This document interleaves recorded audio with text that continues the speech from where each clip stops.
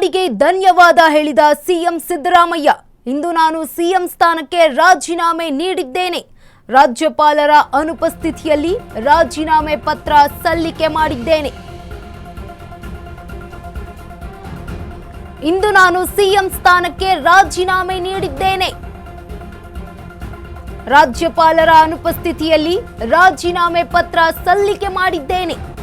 ರಾಜ್ಯಪಾಲರ ಅನುಪಸ್ಥಿತಿಯಲ್ಲಿ ಇದೀಗ ರಾಜೀನಾಮೆ ಪತ್ರ ಸಲ್ಲಿಕೆ ಮಾಡಿರುವಂತದ್ದು ಸಿದ್ದರಾಮಯ್ಯ ಅವರು. ಹಳ್ಳಿಗಾಡಿನಲ್ಲಿ ಹುಟ್ಟಿ ಬೆಳೆದ ನಾನು ರಾಜ್ಯದ ಶಾಸಕ, ಮಂತ್ರಿ, ವಿಪಕ್ಷ ನಾಯಕ ಹಾಗೆ 2 ಬಾರಿ ಸಿಎಂ ಆಗ್ತೀನಿ ಅಂತ ಕನಸನ್ನು ಕೂಡ ಕಂಡಿರಲಿಲ್ಲ. ಈ ದುಬಾರಿ ಕನಸನ್ನ ನನಸಾಗಿರುವುದು ಅಂಬೇಡ್ಕರ್ ಅವರ ಸಂವಿಧಾನದಿಂದ. ಬುದ್ಧ, ಬಸವ, ಬಾಬಾ ಸಾಹೇಬರು, ಗಾಂಧೀಜಿಯವರೇ ನನ್ನ ಆದರ್ಶ ಅಂತ ಹೇಳಿದ್ದಾರೆ. ಸಿಎಂ ಆಗಿ ಜನಸೇವೆಗೆ ಅವಕಾಶ ಮಾಡಿಕೊಟ್ಟ ಪಕ್ಷದ ಶಾಸಕರಿಗೆ, ಜೊತೆಗೆ ನನ್ನ ಹೆಗಲಿಗೆ ಹೆಗಲಾಗಿ ದುಡಿದ ಸಂಪುಟದ ಸಹೋದ್ಯೋಗಿಗಳಿಗೆ ಧನ್ಯವಾದ ತಿಳಿಸಿರುವಂತದ್ದು. ಜೊತೆಗೆ ಅವಕಾಶ ನೀಡಿದ ಪಕ್ಷದ ವರಿಷ್ಠರಾದ ಸೋನಿಯಾ ಗಾಂಧಿ ಹಾಗೆ ರಾಹುಲ್ ಗಾಂಧಿ ಅವರು, ನನ್ನ ಕೈ ಹಿಡಿದು ನಡೆಸಿದಂತಹ ಹೃದಯವಂತ ಕನ್ನಡಿಗರಿಗೆ ನಾನು ಚಿರಋಣಿ ಅಂತ ಕನ್ನಡಿಗರಿಗೆ ಧನ್ಯವಾದವನ್ನ ಹೇಳಿದ್ದಾರೆ ಸಿದ್ದರಾಮಯ್ಯ ಅವರು. ಇದೀಗ ಕರುನಾಡಿಗೆ ಧನ್ಯವಾದವನ್ನ ಹೇಳಿದ್ದಾರೆ ಸಿದ್ದರಾಮಯ್ಯ.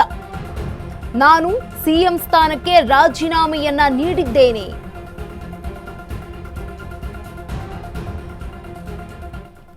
ತಮ್ಮ ಎಕ್ಸ್ ಖಾತೆಯಲ್ಲಿ ಮಾಹಿತಿಯನ್ನ ಹಂಚಿಕೊಂಡಿದ್ದಾರೆ. ರಾಜ್ಯಪಾಲರ ಅನುಪಸ್ಥಿತಿಯಲ್ಲಿ ನಾನು ರಾಜೀನಾಮೆ ಪತ್ರವನ್ನ ಸಲ್ಲಿಕೆ ಮಾಡಿರುವಂತದ್ದು ಅಂತ ಟ್ವಿಟರ್ ಖಾತೆಯಲ್ಲಿ ಹಂಚಿಕೊಂಡಿದ್ದು, ಹಳ್ಳಿಗಾಡಿನಲ್ಲಿ ಹುಟ್ಟಿ ಬೆಳೆದ ನಾನು ರಾಜ್ಯದ ಶಾಸಕ, ಮಂತ್ರಿ, ವಿಪಕ್ಷ ನಾಯಕನಾಗಿ ಹಾಗೆ 2 ಬಾರಿ ಸಿಎಂ ಆಗ್ತೀನಿ ಅಂತ ಕನಸು ಕೂಡ ಕಂಡಿರಲಿಲ್ಲ ಅಂತ ಹೇಳಿರುವಂತದ್ದು. ಜೊತೆಗೆ ಈ ದುಬಾರಿ ಕನಸನ್ನ ನನಸಾಗಿರುವುದು ಅಂಬೇಡ್ಕರ್ ಅವರ ಸಂವಿಧಾನದಿಂದ.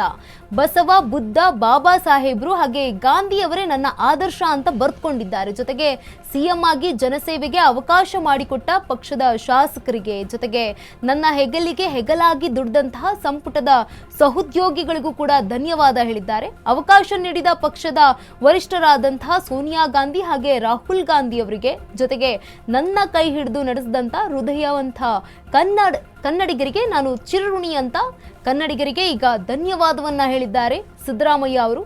ಈ ಕುರಿತಂತೆ ಈಗಾಗಲೇ ರಾಜೀನಾಮೆಯನ್ನ ನೀಡಿದ್ದಾರೆ ತಮ್ಮ ಸ್ಥಾನಕ್ಕೆ. ಸಿಎಂ ಸ್ಥಾನಕ್ಕೆ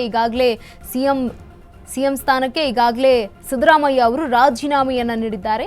ರಾಜೀನಾಮೆ ನೀಡಿರುವ ಕುರಿತಾಗಿ ತಮ್ಮ ಎಕ್ಸ್ ಖಾತೆಯಲ್ಲಿ ಮಾಹಿತಿಯನ್ನ ಹಂಚಿಕೊಂಡಿದ್ದಾರೆ. ರಾಜ್ಯಪಾಲರ ಅನುಪಸ್ಥಿತಿಯಲ್ಲಿ ರಾಜೀನಾಮೆ ಪತ್ರ ಸಲ್ಲಿಕೆ ಮಾಡಿದ್ದೇನೆ. ರಾಜ್ಯಪಾಲರು ಅದನ್ನು ಅಂಗೀಕರಿಸ್ತಾರೆ ಅನ್ನುವಂತಹ ಆಶಾಭಾವನೆ ನನ್ನಲ್ಲಿದೆ ಅಂತ ಹೇಳಿದ್ದಾರೆ. ಹಳ್ಳಿಗಾಡಿನಿಂದ ನಾನು ಹುಟ್ಟಿ ಬೆಳೆದು ಬಂದವನು, ಶಾಸಕನಾಗಿ, ಮಂತ್ರಿಯಾಗಿ, ವಿಪಕ್ಷನಾಗಿ ಹಾಗೆ ಜೊತೆಗೆ 2 ಬಾರಿ ಸಿಎಂ ಆಗ್ತೀನಿ ಅಂತ ನಾನು ಕನಸಲ್ಲೂ ಕೂಡ ಕಂಡಿರಲಿಲ್ಲ.